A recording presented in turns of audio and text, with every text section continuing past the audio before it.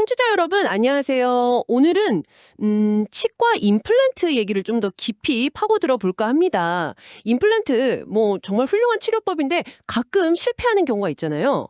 보통은 그냥 위생관리 문제나 아니면 몸에서 안 받아서 그런가 생각하는데요. 혹시 임플란트 재료 자체, 특히 티타늄이 뭔가 문제를 일으키는 건 아닐까? 이런 생각 해보신 적 있으세요? 오늘 저희가 살펴볼 PLOS1 저널 연구가 바로 이 질문에서 시작합니다. 티타늄이 입안의 세균 환경을 좀 바꿔서 임플란트 실패에 영향을 줄 수 있을까? 하는 거죠. 네, 맞습니다. 이게 단순히 바깥에서 들어오는 요인이 아니라 티타늄이라는 그 재료 자체가요. 입속 미생물 생태계랑 어떻게 상호작용하는지 그걸 밝히려는 시도예요. 그래서 연구진들이 생체 내실험이랑 또 시험관 내실험 이 두 가지 방식으로 이 흥미로운 가능성을 파고들었습니다. 아, 네. 먼저 그 생체 내 실험 방식이 되게 흥미롭던데요. 건강한 사람들 입안에다가 이렇게 특수 장치를 넣고 티타늄 디스크, TDI라고 하죠. 그거랑 치안 성분하고 비슷한 하이드록시 아파테이트, HA 디스크를 나란히 뒀다고요. 그것도 딱 6시간 동안만? 그렇죠. 아주 짧은 시간 동안 뭘 볼 수 있을까 한 건데요. 결과가 좀 놀라웠어요. 형광 염색으로 딱 보니까 티타늄 디스크 위에 훨씬 더 두껍고 빽빽하게 세균막, 그러니까 바이오필름이 형성된 거예요. 훨씬 더요? 네, 통계적으로도 상당히 유의미한 차였죠. P값이 0.0002보다 작게 나왔으니까요. 와, 바이오필름이라면 그거 임플란트 주의염 시작점 아닌가요? 마치 티타늄이 세균들을 막 끌어당기는 것처럼 보이는데요. 네, 맞아요. 그렇게 볼 수 있습니다. 티타늄 표면의 미세한 구조나 아니면 화학적인 특성 같은 게 세균이 달라붙기 더 좋은 환경을 제공했을 수 있다는 거죠. 그냥 붙는 걸 넘어서 티타늄 위에서 더 잘 자리를 잡는다는 느낌. 그러면 구체적으로 어떤 종류의 세균들이 티타늄을 더 좋아한 건가요? 연구진이 qPCR이라고 특정 유전자를 증폭해서 양을 보는 기술로 분석을 했어요. 처음 달라붙는 초기 정착균부터 시작해서 나중에 문제를 일으키는 그 임플란트 주위 질환과 관련 깊은 후기 정착균들 있잖아요. 예를 들면 포리피로모나스, 징지발리스 같은 것들이요. 이런 애들까지 다 살펴봤는데 정말 놀랍게도요. 조사한 모든 종류의 세균이 하이드록시 아파타이트, HA보다 티타늄, TDI 표면에서 훨씬 더 많이 발견됐습니다. 특히 그 문제가 되는 후기 정착균들이 단 6시간 만에 티타늄에서 더 많이 자랐다는 건 이건 좀 충격적인데요. 네, 바로 그 점이 중요합니다.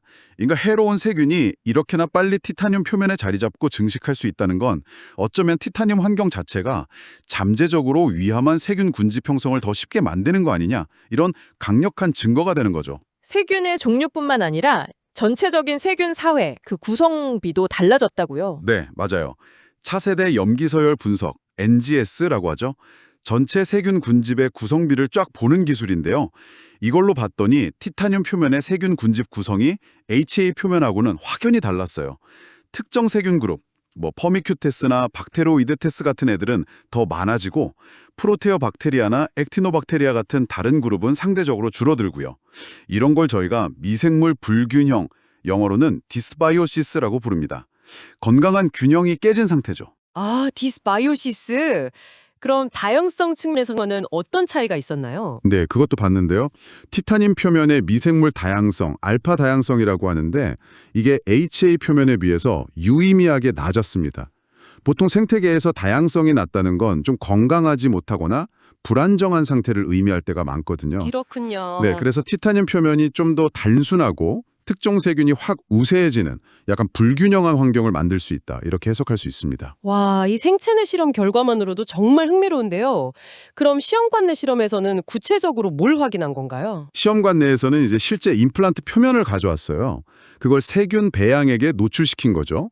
특히 초기 정착균만 있을 때랑 초기 정착균에다가 후기 정착균, 아까 말씀드린 P 진지왈리스나 A 액티노마이세템 코미탄스 같은 애들을 같이 배양했을 때 이 두 경우를 비교했습니다. 결과는 어땠습니까?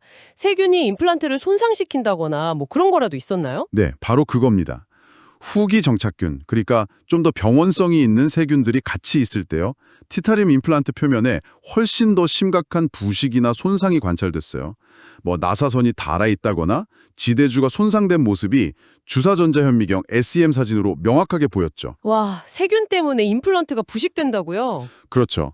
세균이 없는 대조군에서는 당연히 이런 손상이 없었고요. 이건 그러니까 세균 자체가 티타늄을 직접 부식시킬 수 있다는 아주 강력한 증거가 됩니다. 특히 그 S 뮤탄스 같은 초기 정착균이 산성 환경을 만들어서 부식을 좀 돕고 그게 또 다른 나쁜 균들이 달라붙는 걸 도와줄 수 있다. 뭐 이런 가능성도 제기됐고요. 이야, 오늘 이야기를 종합해보면 티타늄 임플란트가 그냥 우리 몸 안에 가만히 박혀있는 그런 수동적인 존재가 전혀 아니라는 거네요. 오히려 입안의 미생물 환경에 적극적으로 영향을 미치고 특정 세균, 특히 좀 해로운 세균들이 더 잘 자라게 만들고 심지어 그 세균들 때문에 스스로 손상될 수도 있다니. 이건 좀... 네. 정확합니다. 임플란트가 왜 실패하는지 그 원인을 볼 때 단순히 뭐 환자가 관리를 잘 못했거나 면역 반응 때문이다 이렇게만 볼 게 아니라 이 재료 자체와 미생물 간의 복잡한 상호작용까지 고려해야 한다는 아주 중요한 시사점을 던져주는 거죠. 그리고 티타늄 표면에서 떨어져 나오는 아주 미세한 입자나 이온 같은 것들도 염증 반응이나 또 이런 미생물 불균형에 영향을 줄 수 있다는 점도 간과할 순 없고요. 네, 오늘 살펴본 연구는 정말 티타늄 임플란트 성공 이면에 숨겨진 미생물과의 복잡한 관계를 제대로 보여주는 것 같습니다. 임플란트 재료 자체가 어쩌면 구강 환경의 균형을 흔들고 문제를 일으킬 수 있는 세균들에게 좀 유리한 환경을 제공하고 또 스스로 부식될 수도 있다. 이 사실은 임플란트를 고민하시거나 이미 하신 분들께 정말 많은 생각을 하게 만들 것 같아요. 그렇습니다. 그래서 이 연구는 궁극적으로 우리에게 이런 질문을 던지는 것 같아요. 만약에 티타늄이라는 재료가 특정 세균 불균형을 만들고 그 결과로 스스로 손상될 수도 있다면 과연 미래의 임플란트는 어떤 모습이어야 할까? 단순히 우리 몸에 잘 맞는 생체 친화석 이걸 넘어서서 어쩌면 구강 미생물 환경을 좀 더 건강하게 유지하도록 돕거나 아예 해로운 세균들이 달라붙거나 자라는 걸 적극적으로 막는 그런 새로운 재료나 표면 기술이 필요하지 않을까 하는 거죠. 네, 정말 중요한 질문이네요. 청취자 여러분도 한 번쯤 이 문제에 대해 고민해 보시면 좋겠습니다.